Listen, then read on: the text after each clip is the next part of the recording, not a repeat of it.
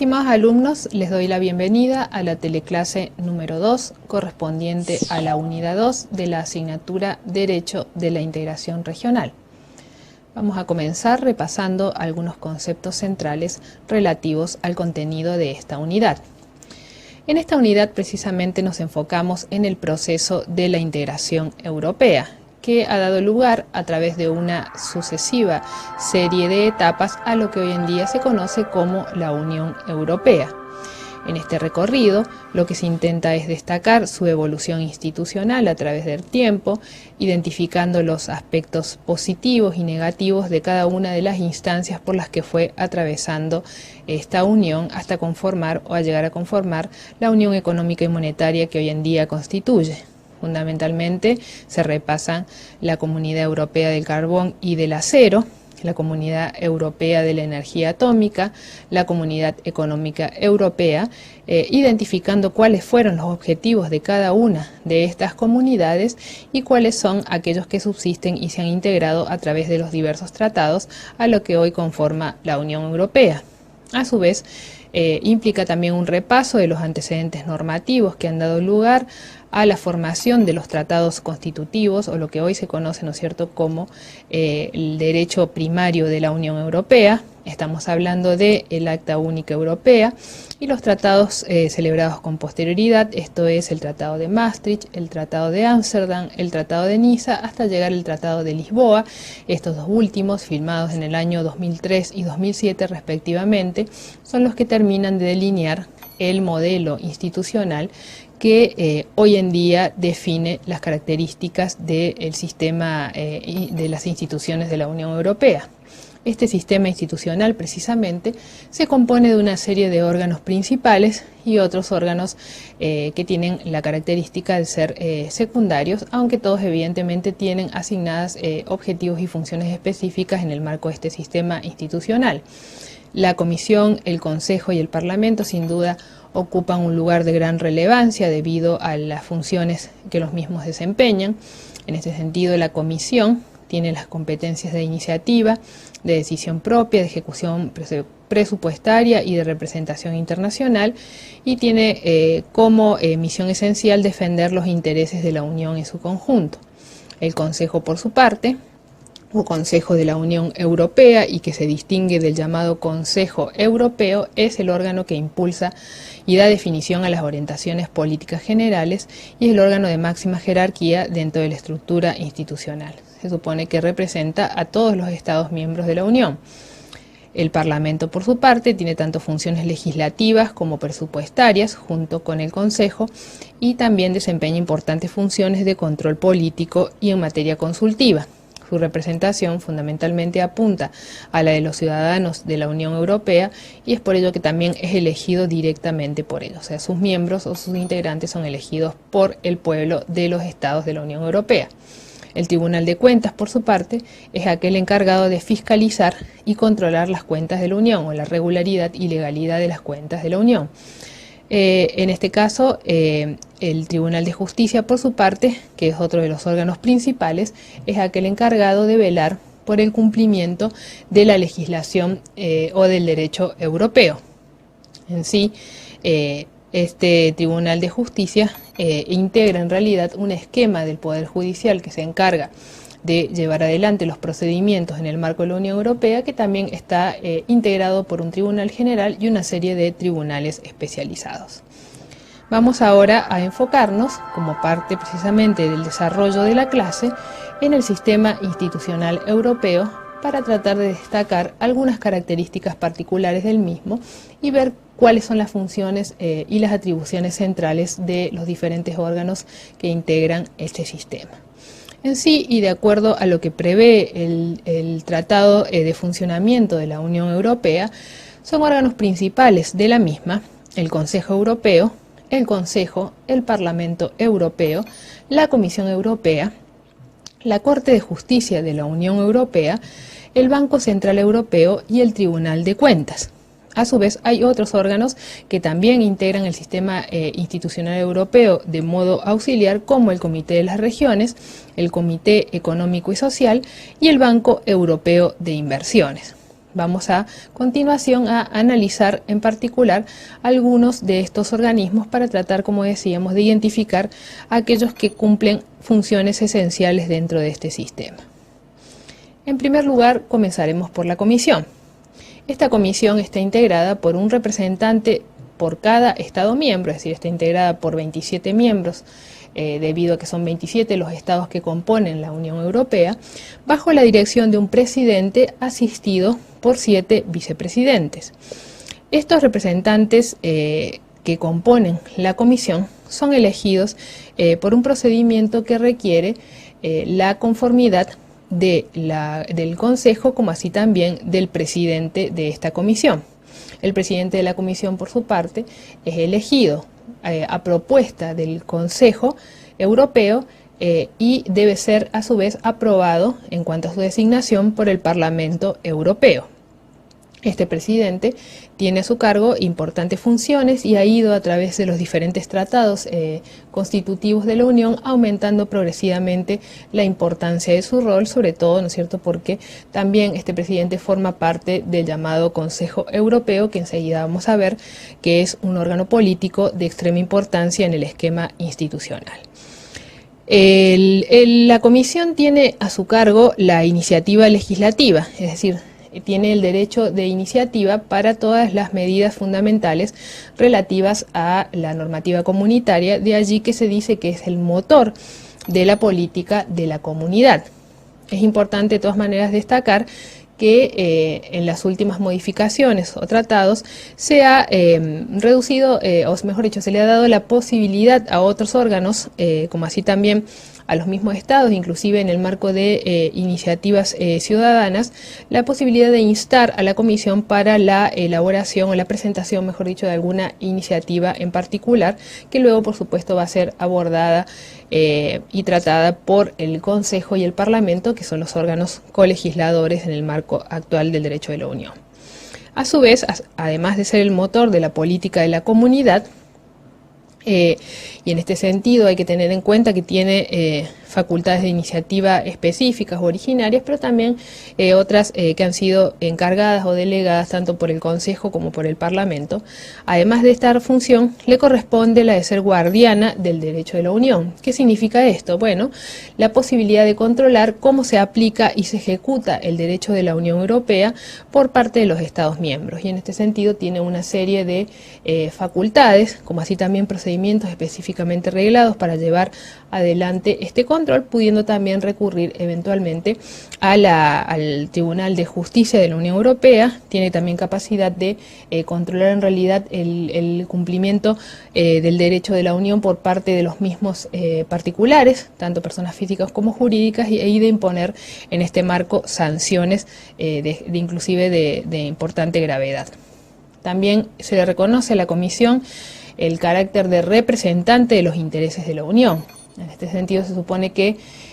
no recibe órdenes directas de los estados, sino que debe tratar de armonizar en todas las discusiones y en todos los procesos de negociación que se lleven adelante en el marco de la Unión,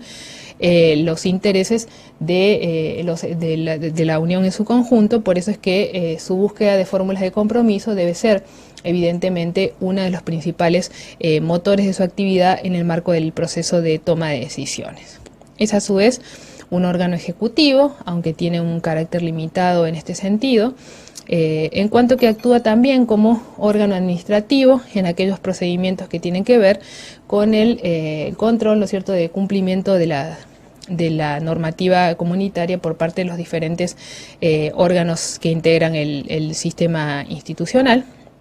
También representa a la Unión Europea ante las organizaciones internacionales y por delegación del Consejo normalmente es la encargada, o sus representantes son los encargados de realizar las negociaciones vinculadas con la celebración de tratados internacionales, sea con otros estados o sea con organizaciones internacionales.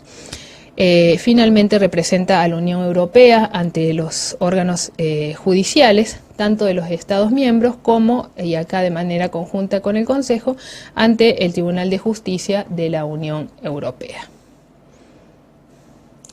El segundo órgano que vamos a analizar es el Consejo Europeo. que debe ser distinguido claramente del llamado Consejo de la Unión Europea o simplemente Consejo para usar la terminología actual que se utiliza, ¿no es cierto?, en el marco del sistema institucional.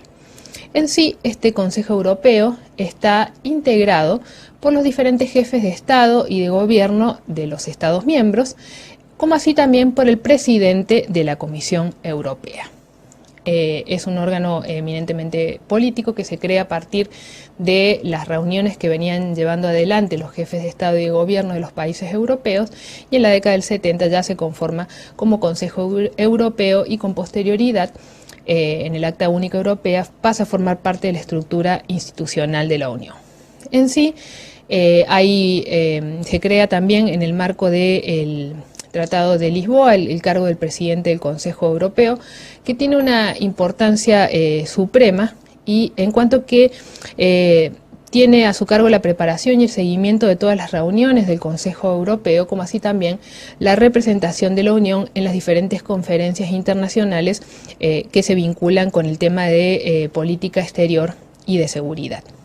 Es decir, es un cargo bastante importante. Se supone que tiene un mandato europeo, es decir, que debe responder en este sentido a los intereses de la Unión y no recibir instrucciones directas de ningún Estado en particular, debido a la naturaleza, ¿no es cierto?, de las funciones desempeñadas. ¿Cuál es el rol esencial de este Consejo Europeo? Bueno, fijar las directrices políticas de actuación de la Unión a través de la toma de decisiones políticas de principio, o como así también la formulación de directrices y mandatos para los trabajos del Consejo o de la Comisión Europea. Es decir, es un órgano político de gran importancia. De hecho, ha sido el Consejo Europeo, a través de sus lineamientos y directrices, quien ha dado lugar a los avances más fundamentales en el marco de la Unión Europea, como la adopción de la moneda única o la elección directa de los miembros del Parlamento, para solo mencionar dos ejemplos fundamentales que han modificado de manera sustancial, como decíamos, la naturaleza y las características del proceso de integración. Vamos a hacer un pequeño corte y volvemos enseguida con la continuación del análisis del sistema institucional europeo. Muchas gracias.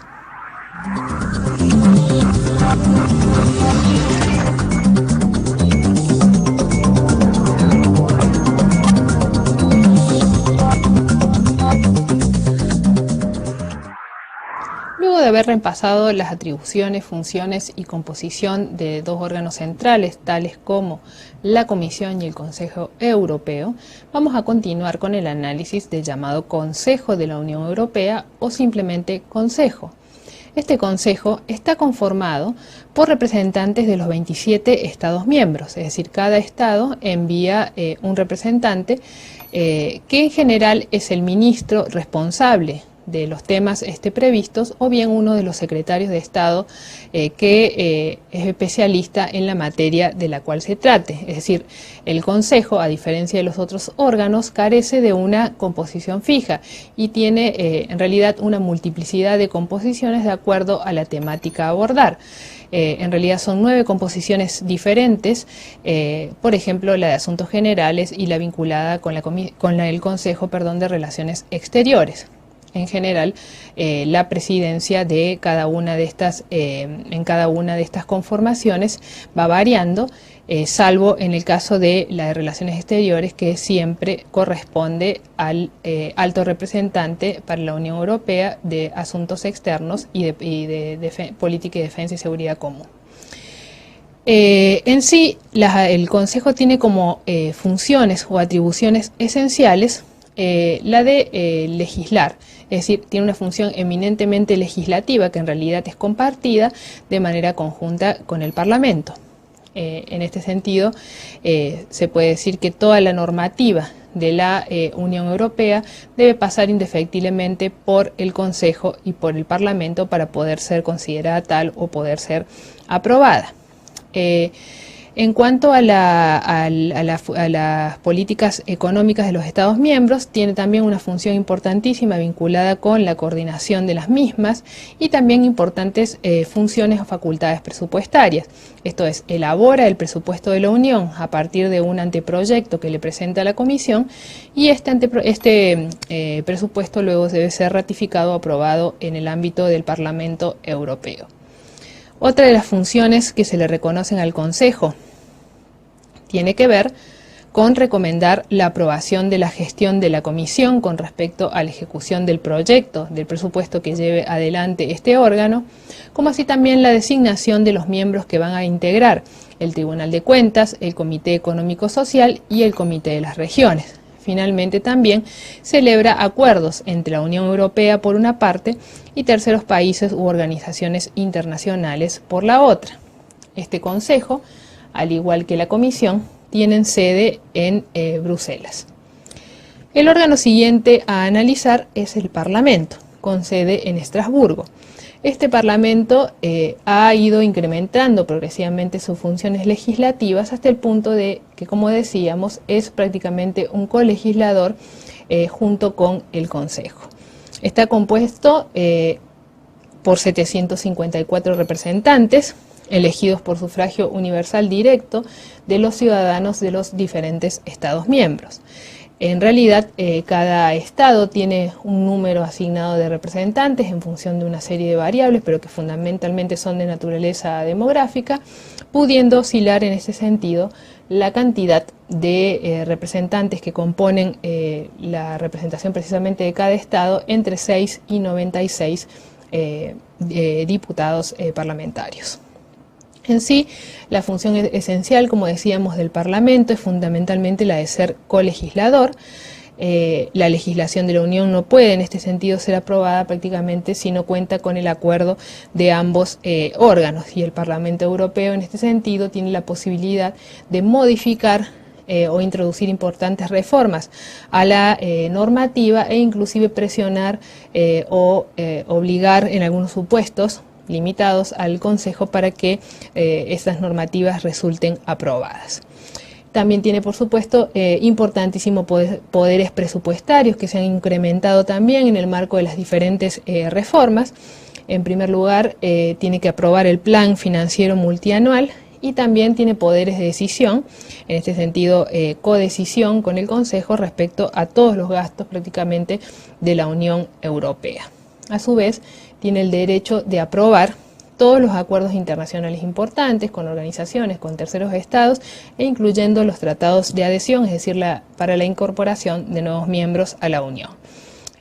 Otro de los roles fundamentales que cumple el Parlamento son sus facultades de control o se relacionan con estas facultades, en cuanto que tanto la Comisión como el Consejo en la práctica rinden cuentas y deben responder preguntas ante este órgano parlamentario. En el caso de la Comisión, en realidad responde preguntas, debe concurrir a ciertos debates y presentarle a su vez una vez al año un informe general sobre la actividad de la Unión Europea, teniendo en este caso el Parlamento, en esta ocasión, la posibilidad de solicitar una moción de censura que puede provocar directamente la remoción de los miembros de la Comisión. En este caso, por supuesto, requiere un procedimiento con mayorías agravadas, de 2/3 específicamente. Continuamos con el Tribunal de Cuentas. El Tribunal de Cuentas, que ha sido creado en 1977 y que tiene sede en Luxemburgo, está constituido también por 27 miembros elegidos por el Consejo, previa consulta al Parlamento Europeo y a partir de una lista de candidatos que es elaborada por los mismos Estados miembros. Su misión esencial es la de comprobar la legalidad y la regularidad de los ingresos y gastos de la Unión y garantizar a su vez una gestión adecuada y eficiente en la ejecución del presupuesto. Esta, Tribunal de Cuentas en realidad carece de las facultades coercitivas como para poder imponer precisamente sus facultades de control, como así también para imponer las sanciones que pueda determinar en el marco de los procedimientos de investigación que realiza. Por eso es que decimos que fundamentalmente el arma real que tiene el Tribunal de Cuentas Europeo es la presión de la opinión pública. Si bien puede o tiene autonomía para fijar los procedimientos o mecanismos a través de los cuales realiza sus actividades de investigación y de control de legalidad, como decíamos, el efecto central de su accionar se concreta en la publicación en el Diario Oficial de la Unión Europea del informe con el resultado de sus actividades de control. También puede realizar publicaciones de otras actividades de procedimiento de control que realice, y por eso es que decimos que esencialmente es la actividad, es la difusión, mejor dicho, de las actividades que realiza y la presión que esto significa para la opinión pública, en donde se concreta la labor esencial del control de la legalidad y de la buena ejecución presupuestaria de la Unión. Pasamos ahora a analizar el Tribunal de Justicia. En realidad el sistema judicial de la Unión Europea es mucho más complejo, está integrada por otros órganos, amén del Tribunal de Justicia, que sin duda constituye el órgano más importante desde el punto de vista del esquema judicial, pero también el mismo está integrado por un tribunal general o corte general, como así también por tribunales especializados que desempeñan diferentes funciones en general bajo la delegación de materias por parte del Tribunal General. Este Tribunal de Justicia está compuesto actualmente por 27 jueces que representan, ¿no es cierto?, los 27 estados de la Unión y 8 abogados generales. Todos son designados por los gobiernos de los estados miembros a partir de un acuerdo mutuo y duran 6 años en sus funciones. En el caso de los abogados generales, 4 representan a los países más importantes, esto es en general a Italia, al Reino Unido, a Francia y a Alemania, y los otros 4 restantes se distribuyen entre los 23 miembros, tratando por supuesto de que sean renovables para que puedan ir cumpliendo con la distribución geográfica y la representación de los diferentes estados. La función esencial, de acuerdo a cómo lo establece el Tratado de Funcionamiento de la Unión Europea, es la garantía del respeto del derecho en la interpretación y aplicación de los tratados. Ello se traduce fundamentalmente y en primer lugar en el control de la aplicación del derecho de la Unión Europea, tanto el derecho primario como el derecho secundario, es decir, todo lo que hace al control del cumplimiento y la adecuación de las normativas a las normas de los tratados fundacionales, como así también la generada por los diferentes órganos de la Unión, tanto por parte de los órganos mismos de la Unión como por parte de los Estados miembros y los particulares, sean estas personas físicas o jurídicas. En segundo lugar, implica también la interpretación del derecho de la Unión, es decir, es el intérprete final de las diferentes normativas que se dictan en el marco del derecho de la integración regional del proceso europeo, y a su vez también tiene a su cargo el desarrollo del derecho de la Unión, en el sentido de la promoción de nuevas normativas, la generación de principios a través de la jurisprudencia, y de hecho gran parte de las características del derecho de la integración regional en cuanto a su primacía, su efecto directo, su aplicabilidad directa, han sido desarrolladas precisamente por el accionar y la jurisprudencia de los fallos del Tribunal de Justicia de la Unión Europea. En realidad el Tribunal de Justicia tiene competencias tanto consultivas como jurisdiccionales propiamente dichas. En el ámbito de las funciones consultivas, realiza dictámenes vinculantes sobre los diferentes convenios suscritos por la Unión, como así también en el ámbito jurisdiccional actúa en realidad como tribunal en diferentes secciones o ámbitos de los ordenamientos jurídicos. Así puede erigirse como tribunal constitucional, y en el marco de esa función lo que hace básicamente es dirimir los conflictos entre los órganos institucionales de la Unión. También actúa como tribunal administrativo. En la función, digamos, meramente administrativa, impone o revisa las eventuales sanciones, los procedimientos llevados adelante por los otros órganos. También actúa como tribunal de trabajo y de cuestiones vinculadas con lo social o la seguridad social.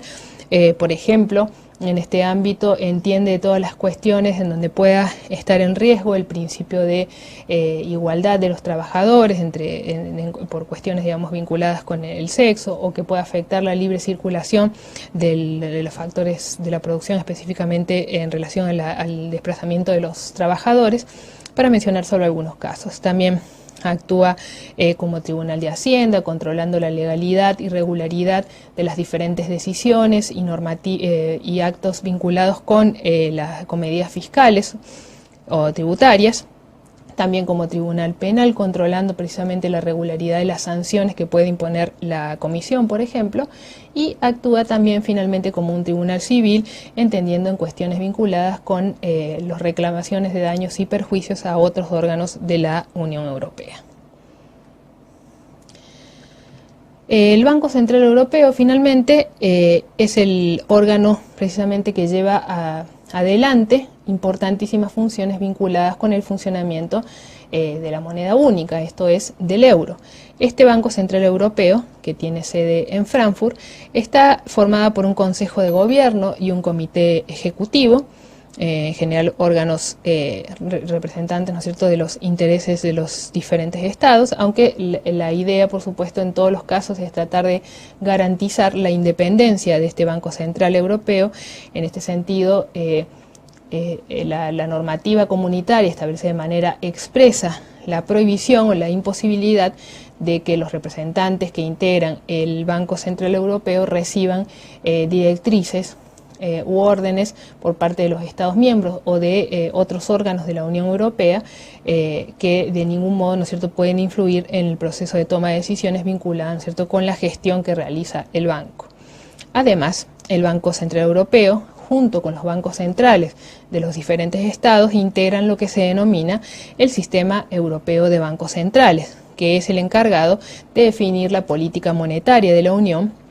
como así también de controlar todo lo relativo a la emisión de los billetes y de monedas de la Unión.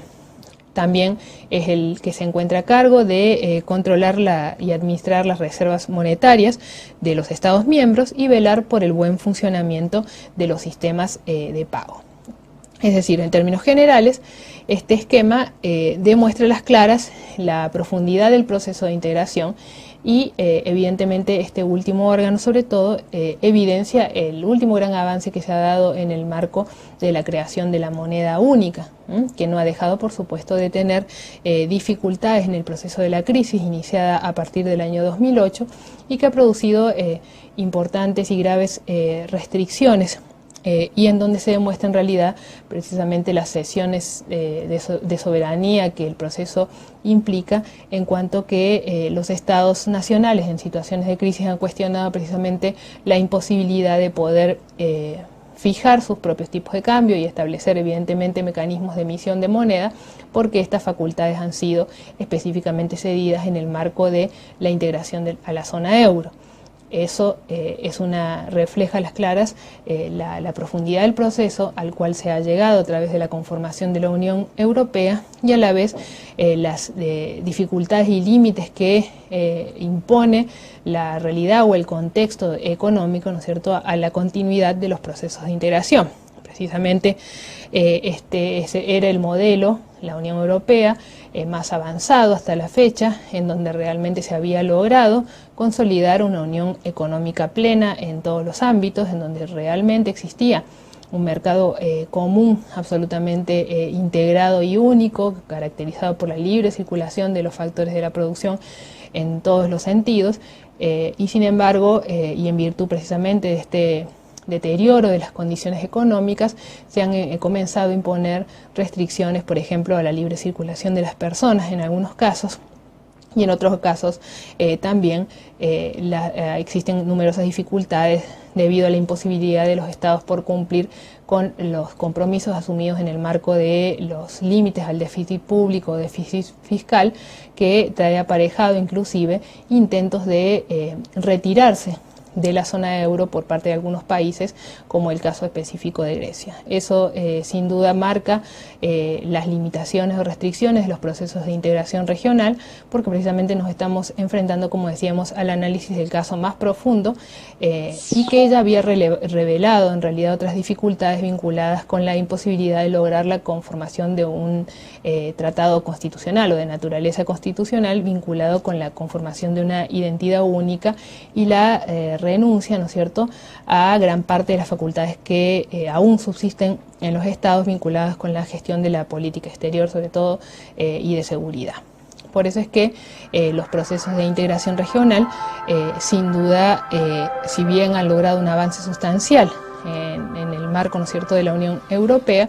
siguen revelando las dificultades a las que se enfrentan en contextos económicos adversos, y ello determina, por supuesto, siempre la emergencia de procesos de nacionalismos que conspiran contra la profundización de estos procesos por la, decíamos, importante cesión de soberanía que ellos significan para su consolidación. Damos entonces por concluida la clase número 2, correspondiente a la unidad 2 de la materia. Esperamos que los conceptos hayan sido adecuadamente comprendidos por los estudiantes. Muchísimas gracias.